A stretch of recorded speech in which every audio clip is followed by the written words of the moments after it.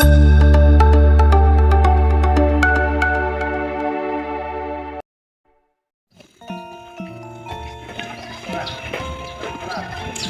teman-teman semua, perkenalkan nama saya Zuraida Anissa Aswa, salah satu mahasiswa program studi pendidikan IPA Universitas Negeri Semarang. Di sini saya akan mengajak teman-teman untuk mengeksplor tradisi perang obor yang ada di Desa Tegal Sambi, Kabupaten Jepara. Nah, setelah ini saya akan mengajak teman-teman untuk melakukan wawancara bersama petinggi Desa Tegal Sambi. Kemudian saya akan melakukan rekonstruksi pengetahuan masyarakat menjadi sains ilmiah. Yuk simak terus video ini.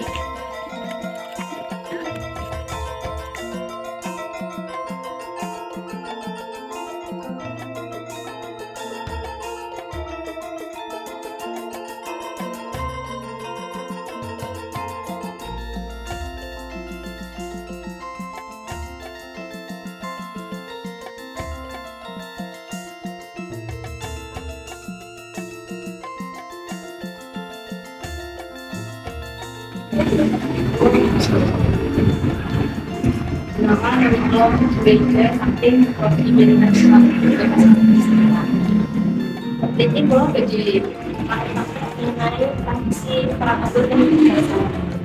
Ini belum dikatakan. Aku satu soal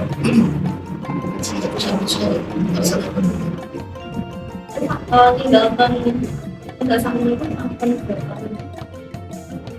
jadi tinggi sudah 11 tahun dari tahun yang ke-11.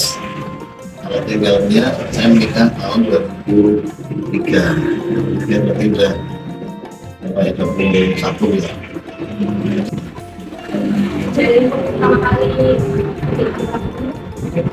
Ya, itu perang obor itu adalah puncak dari acara sedekah bumi. Sedekah bumi yang dilaksanakan tiap 1 tahun sekali. Ini puncak acaranya di Tegal Sambi ada perang obor. Dan perang obor sendiri itu dulu terjadi ketika kurang lebih 500 tahun yang lalu itu.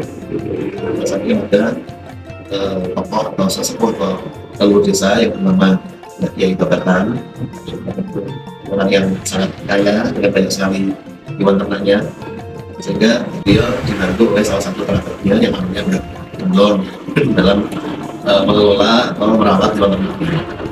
Nah, pada awalnya dalam kerjasama merawat hewan ternaknya itu tidak jadi masalah apa-apa, sehingga lancar-lancar saja. Hingga pada suatu ketika itu hewan ternaknya mulai ada yang sakit, ada yang mati. Kemudian Mbak Kiai Babatan itu melihat dan belum sedang membakar ikan di tepi sungai, kemudian makan ikan di sungai. Kiai Babatan itu mungkin miskomunikasi ya, jadi menganggap Mbak Kiai tidak melaksanakan tugas sesuai kesantunan. Kemudian dengan emosi, Mbak Kiai Babatan mencabut obor dari kandang yang kebetulan belum ada listrik, mungkin untuk peperangan dan juga untuk mengusir serangga yang nyamuk itu. Obor itu dikumpulkan ke Mbak Demlon. Kita tidak menerima diperlakukan seperti itu, balas dengan mengumpulkan obor itu ke Mbak Kiai Babatan, sehingga beliau berdua bertiga beberapa saat. Dan setelah beberapa saat beliau bertiga itu, teman-temannya malah pada lari tunggang langgang. Dan yang lari sehat, paling sehat itu, sehingga beliau berdua menghentikan pertikaiannya, menganggap bahwa penyakit atau roh jahat yang ada di hewan itu sudah hilang. Kemudian berwasiat supaya kelak anak cucunya istilahnya mengabadikan atau melaksanakan perang obor itu sebagai momentum untuk mengingat bahwa pernah ada hewan ternak yang sakit bahkan mati. Kemudian setelah mereka perang obor itu tentu saja atas izin Allah ya, sehingga penyakit itu sehingga banyak masyarakat yang menganggap bahwa perang obor itu menjadi salah satu ritual tolak bala. Sebenarnya bulan Maret atau besar ya, bulan Maret harinya Senin Pahing. Tahun ini nanti jatuh di tanggal 20 Mei, Senin Pahing di bulan Maret. Nah, kita besok pagi selama hari sebelumnya kita sudah mulai prosesi perang obor kurang lebih 35 hari berupa kegiatan harian.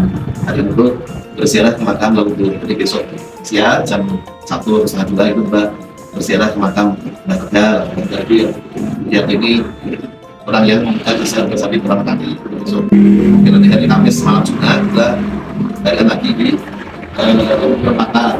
Itu dia ini seperti makamnya Mbak belum, tapi makamnya sudah tidak terlihat. Di Bagel masih ada.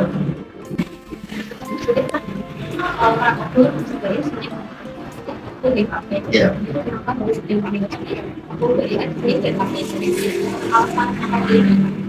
Mungkin itu bertepatan pada saat Mbak belum dan Mbak kegiatan pernikahan itu Senin pagi. Senin Kamis itu ya kalau Senin Kamis ya, cuman memang di awalnya Senin pagi, terus Kamis, terus Senin lagi, terus Kamis lagi. Kalau dari sisi agama Islam dari Senin Kamis sampai hari baik ya gimana Kak Sandi?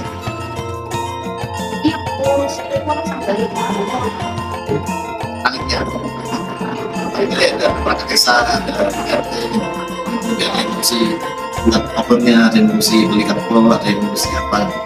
Jadi kita bisa dan sebelum acara coba pesen opernya, belaranya. Kemudian dan tadinya kan belara dalam kelapa itu dengan dipakai dengan panas daun pisang.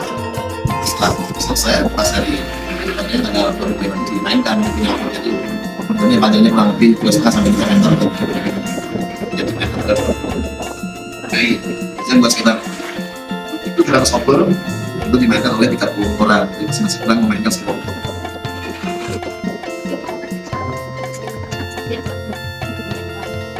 Secara khusus tidak sih, hanya dia diambil pemuda atau sapi yang sehat, yang berani, yang bernyali dan sportif. Berani karena dia ada risiko kena percikan api gitu.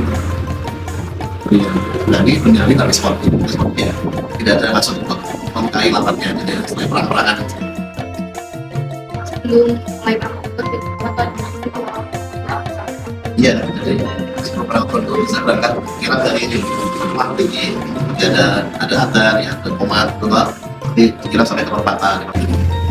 pemainnya kan pakai dress code Biasanya pakaian apa ya, pakaian Jawa gitu, pakaian celana komprang terus pakai pakaian Jawa yang khas hari seperti itu. selama ini kan waktu perang Ya harusnya apa ketemu dia kan mindset tenaga kerja, kepala tangan gitu. Ya, ya kebakar dan ada rencana dalam kebakar. Makanya sebelum perang itu juga biasanya istri Marisa itu saya menyiapkan tempatnya dari minyak kelapa yang dicampur dengan bantol di kelapa di kontak itu sebelum beberapa minggu sebelum perang itu beli belanja kelapa berapa ratus itu buat minyak kelapa murni dan bantol itu dia bisa untuk mengobati luka bakar akibat perang. ada yang Ya mungkin ya agak sedikit sesak nafas gitu ya, yang ada satu juga, tapi selama tidak ada masalah saya bisa kan biasanya kalau ada yang capek harus istirahat. Ya, pemain itu kan 15 tuh, yang kalau 30 orang masing-masing mungkin ada 15 pasang kan, 15 itu satu orangnya memainkan 10 over itu kurang lebih ya satu bisa. Dan mungkin kalau habis ketika mungkin sampai bisa istirahat minum dulu kan, ada terus main terus kan berarti kan 15 orang mungkin yang juga capek masih ada 13 yang main, tidak yang capek yang main lagi. sebenarnya ada Dampaknya apa ya kita apa tradisi atau budaya itu dalam terawat suatu saat akan memberikan nilai ekonomis yang lebih tinggi. Kemudian kita sudah mendapatkan buah penghargaan yang sifatnya nasional itu. Terus juga dengan melaksanakan perang itu menghidupkan ekonomi rakyat di orang-orang yang jualan adalah itu.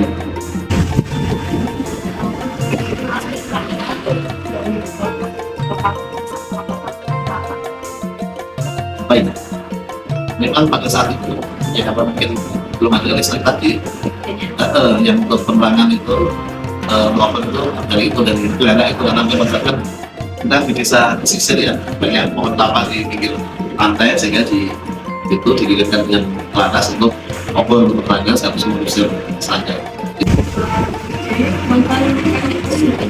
kamu melakukan yang nggak ada yang mati di Solo tadi. Solo nggak ada. Aku kira itu ada tenaga desa maju ya, maju yang berarti bawa api, lalu di sana bawa api kecil. Yang berarti yang menyebut pertama. Jadi Pak Bupati itu menyebutnya dari kompor kecil yang dibawa perangkat desa, terus disuruhkan kompor besar, baru mulai dimainkan. cara membuat waktunya itu bahkan dengan komposisi antara sama orang-orang. Jadi yang di dalamnya darahnya mesti ditarik dengan parasnya ke dalam pisang yang kering. Kemudian ini kan tidak tapi Tidak ada latihan, cuma memang ada briefingnya. Mungkin briefingnya supaya nanti tidak mudah emosi. Kalau mungkin ada tentang percikan api, atau mudah emosi, makanya pemainnya ya ada yang muda, tapi juga ada yang pelayan pelatih ya soal ngandani gitu loh, supaya mudah-mudahan nggak terpancing emosi. Tapi sejauh ini mereka melaksanakan dengan sukacita, karena cerita dari orang-orang pemain obor itu, saya pernah tanya, tentang main obor nopo orang kapok gitu, kayak gitu. Dia ternyata merasakan ada keberkahan. Kalau saya main perang obor itu, lalu terkena percikan api itu, dia merasakan ada keberkahan. Salah satu orang yang pernah, bahkan ada penonton yang kena itu, karena kan ada kadang penonton penonton juga kena percikan itu, dia bisa, penontonnya bisa cerita, malah rame gitu. Nah, saya tidak tahu ya, tapi itu mungkin sugesti ya. kemarin Pak ada satu Iya.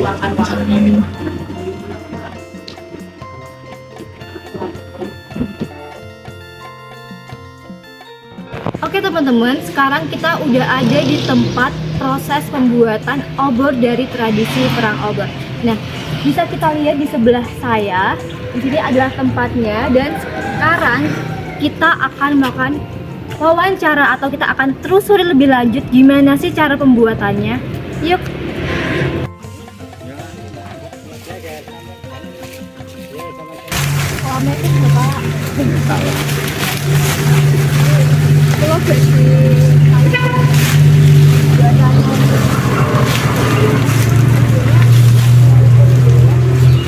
Pak Toriko. Ini jadi tripod Pak. Bawah tripod. Ini daun kelapa dua. Jadi dua batang ini Mbak. Dirangke, disaleni. Terus rangke. Apa digrebek disaleni. Jadi lebih banyak daun pisang. Iya, lebih banyak daun pisang daripada. Ini kan cuma kecil Mbak, enggak bisa pakai daun pisang kan itu kan kurang dilem gitu loh. Di ngobor kurang anu. Iya, betul kurang lama. Sinarnya kan kurang menyala. ya, kurang menyala. Makanya jadi disedotan perempatan ini. Anu Mbak, ya aku main jadi cecer Mbak. Sampai dibagi sampai 20 sampai ini 20 ini 30 jarak berapa 5 meter apa 10 meter 20. Oh, Kan orang pemainnya titik-titik. ya pemainnya paling enggak kan sampai 40 orang. Kan 40 orang mamanya jaraknya berapa ratus meter mamanya 500 meter kali berapa kan kesana kan dijajah kan. Ini 20. Nah obornya enggak banyak kan enggak sampai. Jadi suka pernah jadi pemain belum Mbak? Ya pernah Mbak, orang di sini ya pernah semuanya Mbak. Untuk uang makan sama saya itu 50. Untuk buat jajan 50 makan. Pamane yang awak kena gini ya segala lagi ya suara. Berarti kagak minyak. Iya minyak sok bisa Mbak. Minyak kelapa sama Ya, gula telan tunggu Pak. Itu minyak apa ya? Minyak kalau gini. Itu tetep luka sih Mbak, nek mati alis hilang kabeh. Diondol. Tangan gemes diondol geni-geni gitu. Nek mati ku masuk ning jero ngaten iki Mbak. Hidup ning jero ngene bidinya ya ngajeng lecot. Ini kan ini kebiak aja kan iso gogrokane ini kan iso masuk ning kabut ya. Oh jenenge wong gene lah. Tapi wong pas main itu ya ora berpikir. Rasa jatuh lorong enggak. Terasa napa-napa gitu. Iya omongan cara wong emosi tidak mana kabeh. Nek gak do main gitu. Nah niku. Nembe keras. Tapi kerasa. Walaupun alisnya itu keblubet ya enggak mau lihatnya keblubet. Aduh, alisku hilang kabeh. Kamu kena geni ke sana satu.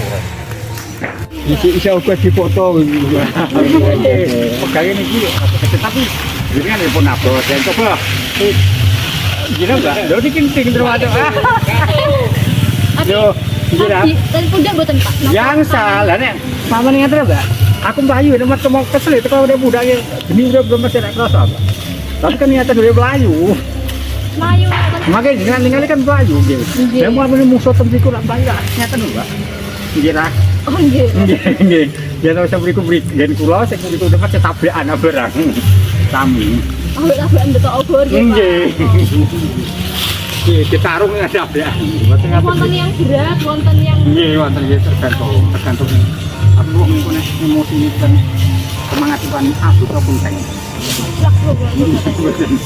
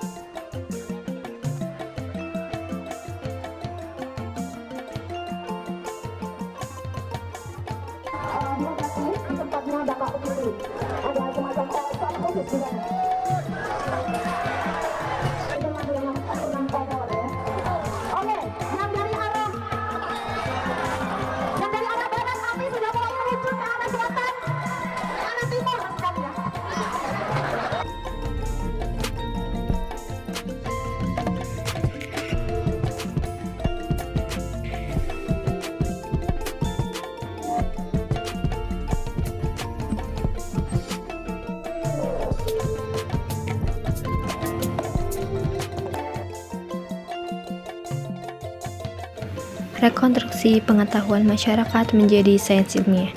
Yang pertama, para pemain terkadang mengalami gangguan pernafasan karena terlalu lama menghirup asap pembakaran. Untuk sains ilmiahnya, asap obor mengandung partikel mikroskopis melalui saluran bronkial yang mudah masuk paru-paru yang mengandung banyak bahan kimia dan dapat menyebabkan penyakit seperti asma, bronkitis, PPOK, dan lain-lain. Selanjutnya, pemain tidak pernah jera bermain meski tangan terluka sebab merasakan keberkahan setelah terluka. Sains ilmiahnya, sistem gerak pada tubuh manusia disebut juga dengan sebagai sistem muskulosketal. Melalui gerakan dalam perang obor memungkinkan pergerakan aktif tangan dan kaki yang baik untuk kesehatan. Yang ketiga adalah minyak kelapa dan bunga telon atau telang digunakan sebagai ramuan yang diyakini dapat mempercepat penyembuhan luka bakar. Sains ilmiahnya, proses penyembuhan luka bakar melibatkan beberapa tahapan, dan minyak kelapa dapat meningkatkan kadar antioksidan dan kadar kolagen pada kulit untuk membantu proses penyembuhan luka. Selain itu, kandungan bunga telang untuk membantu mempercepat penyembuhan adalah tanin dan lain-lain. Berikutnya, perang obor adalah olahraga ekstrim yang dilakukan pada suhu panas akibat pembakaran obor.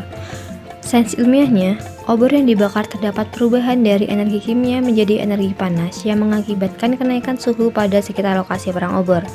Yang terakhir, daun pisang dan kelapa kering digunakan karena dahulu belum ada penerangan dan dapat mengusir serangga.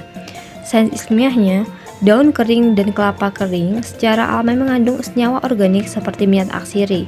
Beberapa senyawa dalam minyak atsiri dapat memiliki efek untuk mengusir serangga tertentu dalam konsentrasi yang cukup tinggi.